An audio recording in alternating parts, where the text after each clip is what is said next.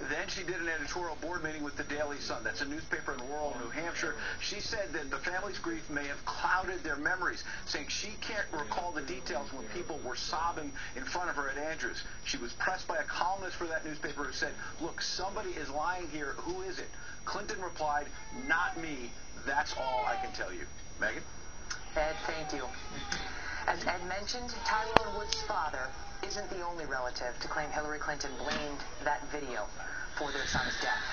And while we will hear from Woods, his son, and the mother of another victim in a moment, the fact that 3 different families have come forward with the very same story does not exactly support Mrs. Clinton's claim that all 3 are getting their facts wrong.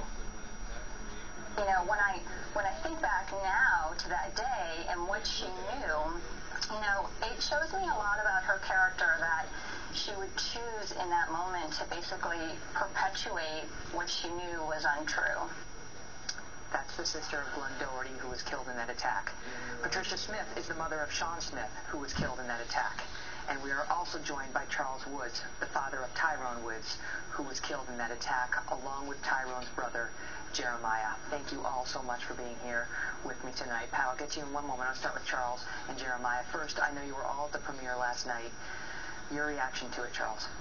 Well, from the very beginning, I felt like probably anyone else that lost a loved one. You want to be there at the moment that they die. You want to be at their side. You want to know what they were going through. And I had always wanted to talk with one of the men that was with Ty. I was able to do that both before and after the premiere. And I really wasn't ready for what I saw on the screen. I'd read the book. I thought I was prepared. But when I actually saw my son's life being taken from him, it was very emotional. The entire family, there was 4 of us there. We were all in tears. We were hugging each other, sobbing. It was almost like I didn't want to be there, but I'm glad that I had the experience. It did add to the healing process. Yeah, the healing process, the closure, and it was positive, but very powerful, because this is what really happened.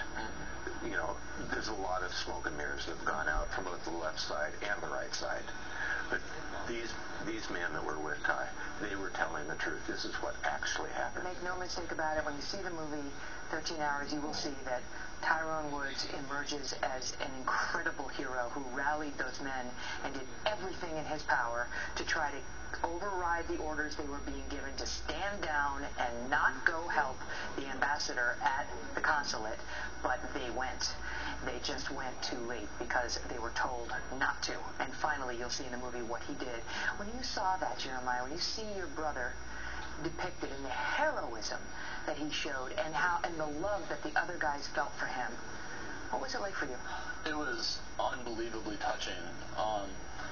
Like my father said, in the movie, you could absolutely tell that there was the touch of people who were actually there on the ground. You could see that their input was 100% taken by Michael Bay and the actors who were portraying it. And we have footage of that, of the behind-the-scenes guys, the real guys, you know, Tonto and Oz and Tig, telling Michael Bay, this is how it was done, this is how it went down.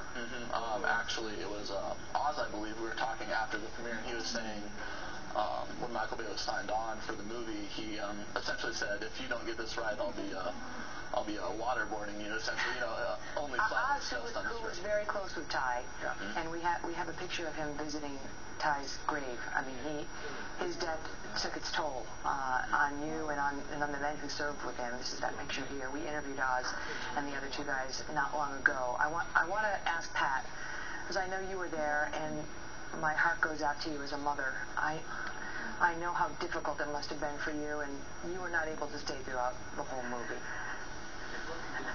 I left as soon as Sean came on screen, or the person that portrayed him. I couldn't handle it.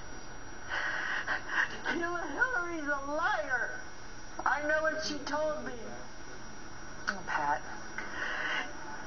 I know it must be so hard. So many people want to put this behind them and say, Hillary sat there. She testified. She testified for her own 13 hours, and they say it's done. They say there's no story about Benghazi, and that she did everything she could do through the fog of war, and she came right out and said she is not lying, suggesting you are the one who's lying about what happened at that Air Force base. Bull feathers. That's just plain old bull. I know what she said, and not only did she say it, but Obama said the same thing to me, and Panetta, and Biden, and Susan Rice. I went up to all of them, begging them to tell me what happened.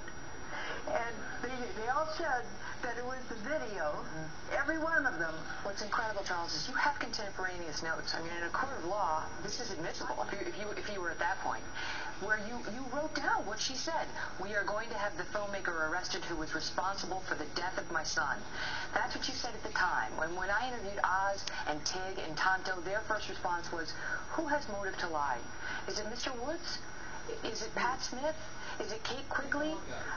Why do you think she said what she said about when they said somebody's lying? She said, it's not me. We'll have the family's answers to that in moments. And we'll show you Charles Wood's journal entry. And we'll also ask him what they hope to see now that the whole country will get a chance to learn what really happened in Benghazi. We need immediate assistance.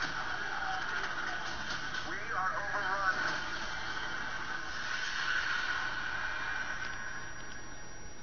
At Ally Bank, no branches equals great rates. It's a fact. Kind of like working from home equals